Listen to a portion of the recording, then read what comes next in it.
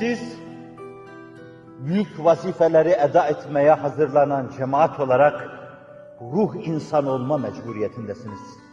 İrade insan olma mecburiyetindesiniz. Dünyanın dört bir yanında kundakçıların meydana getirdikleri yangınları siz söndüreceksiniz. Siz söndüreceksiniz.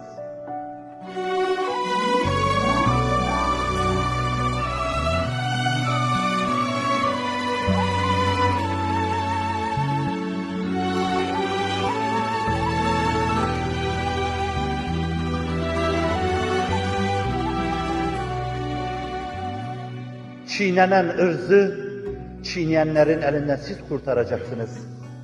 Paymal olan namusun imdadına siz yetişeceksiniz. Mazlumun iniltisini siz keseceksiniz. Zalimin hayhuyuna siz son vereceksiniz. Yeryüzü vahşetzare dönmüştür. Akif'in dediği gibi sırtlanları geçmişti beşer yırtıcılıkta. Dişsiz mi bir insan onu kardeşleri yerdi. Fevza bütün afakı sarmıştı zeminin. Anarşi bütün afakı sarmıştı zeminin. Salgındı bugün şarkı yıkan tefrika derdi.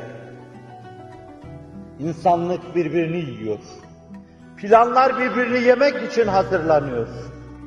Ve hedef insani duygular, insani düşünceler. Buna karşı ruh insanı olarak, irade insanı olarak, ruhun dinamikleriyle bu fitnenin, fesadın üzerine yürüyecek, bu yangını bir kere daha göğüsleyecek, söndüreceksiniz.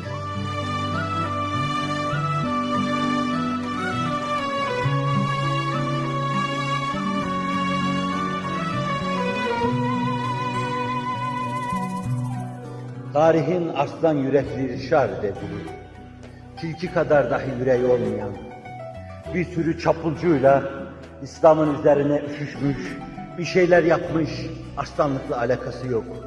Ama onun fazilet maat diyebileceğim bir yanı var.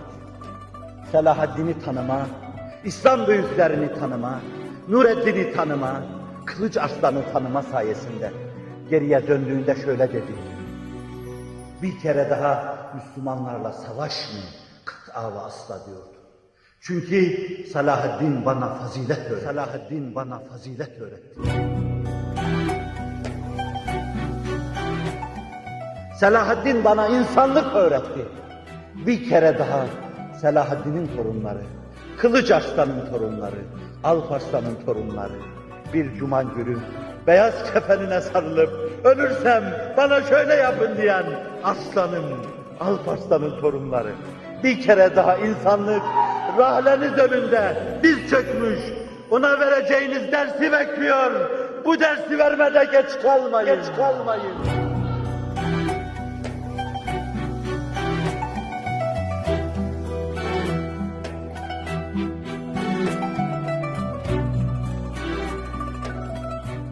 Geç kalmayın, erken davranın, aheste rehlik etmeyin. Benim gibi kalp zayıfların gayri tahammülü kalmadı. Huzuru Resulullah'a giderken sesin soluğun ebedlere mazhar olsun sarı molla.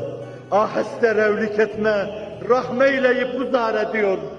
Bu iniltiye merhamet eyle ve geç kalma, erken gel diyor. Erken kalk, erken doğru.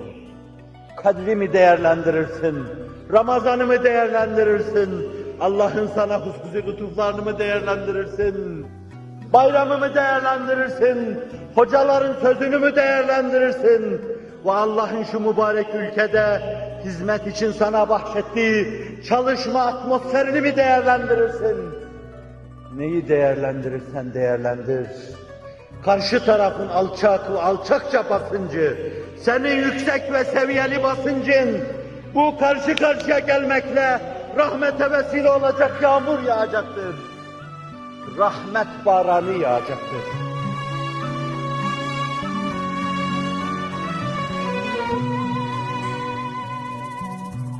İşte sen bunun için şahlan, o yüksek basıncı meydana getir.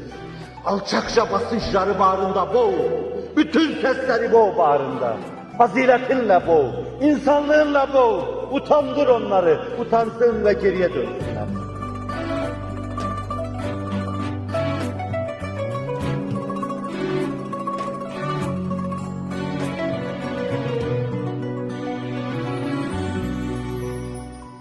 Ruhun dinamikleri dedim.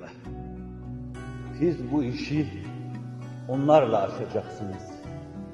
Ruh gücünü elde etmeden bunlar aşılmaz. Benim bir ümidim var. Rabbimin bu millete merhamet etmesi mevzuunda yitirmediğim bir ümidim var. Hiçbir işe yaramayan bir ömrüm var, onu yitirdim. Gençliğimi kaybettim, hiçbir şey kazanamadım. Bir Müslümanlığım vardı, bir kar elde edemedim. Beyhude yaşadım. Akif'in ifadesiyle 2 mısraya sıkıştırılmış koskocaman bir ömrü heder. Baktım inledim.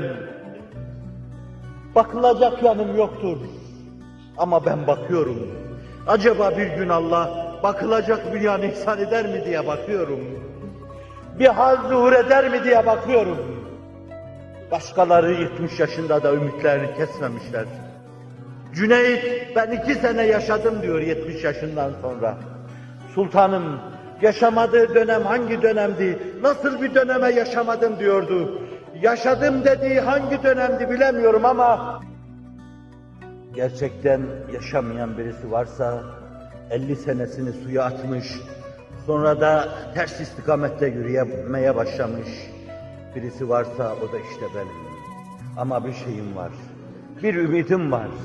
O rahmet engine karşı, sonra şefaatkâni Hazreti Ahmed-i Mahmud-u Muhammed Mustafa'ya karşı ümidimi yitirmedim.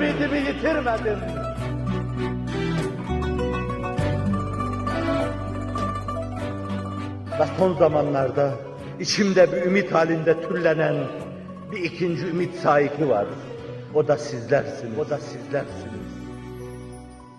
Sizin gibi yeryüzünde simaları hakikat gamzeden Drakşan çehreli Hz. Muhammed cemaati, gençler topluluğu sizlersiniz.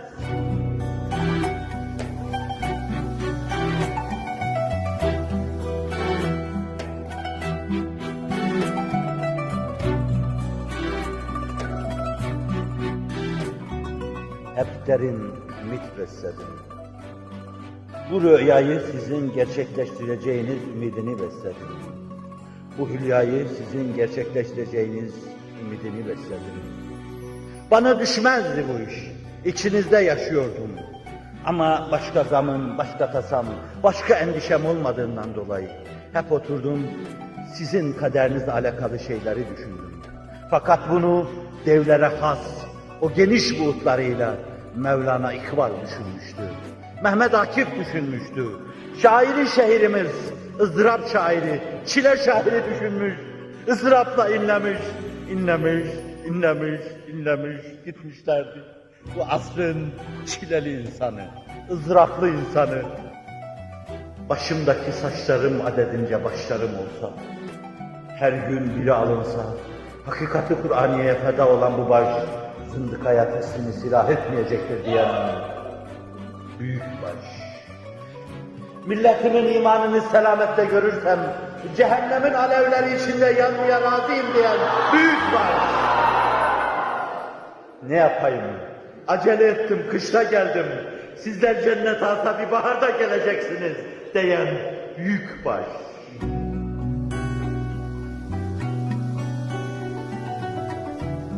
Sizi bekleyen onlardı.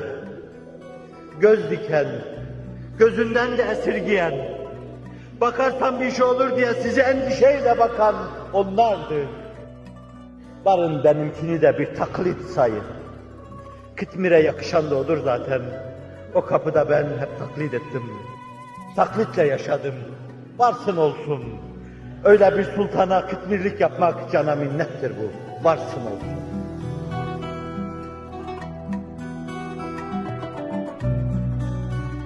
Ruh insanı, irade insanı, cihanda bozulmuş düzenler, alt üst olmuş şartlar, senin müdahale edeceğin, şefkatle müdahale edeceğin anı bekliyor. Bir muhalif rüzgar esmezse, her şeyi harman gibi savurmazsa, gelecek bütün ihtişamıyla inşallah senin olacaktır. Rabbin inayetiyle dedikten sonra senin olacaktır. El verir ki sen bir irade, bir ruh insanı olarak sana düşen vazifeyi arızasız ve kusursuz yerine getiresin.